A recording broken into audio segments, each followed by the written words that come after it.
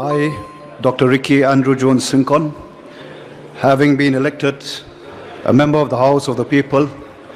do swear in the name of God that I will bear true faith and allegiance to the Constitution of India as by law established, that I will uphold the sovereignty and integrity of India, and that I will faithfully discharge the duty upon which I am about to enter. Thank you, Kuble Shibun Mithela. Hakani ka video layo I Dr. Ricky A.J. Syngkon hakapor ba pentens mai I kumu member of the parliament ha ka jingyalang kawarenti chong kalok sabha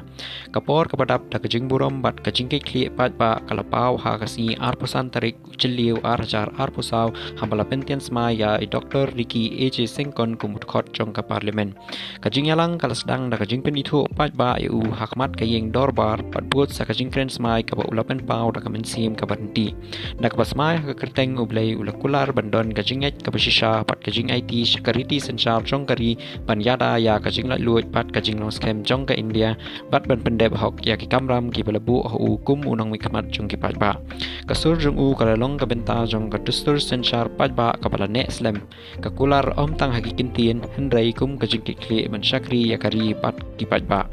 hadin bola pendep ya kajing kren smai jung u ki wei pat kit khot padang sujet thammai hautei usnem ru kilash menta ha kajing kren smai kawai hadin kawai kisur ki bayarinti lang ha kajing ya linti jong kasanchar pat ba kapadang beteng ban im bat ban thamai haman la kasamoy kajing klat no jong I dang shen kade kajing donong ka bakraw ya kari bat kajat riu hi barok kawai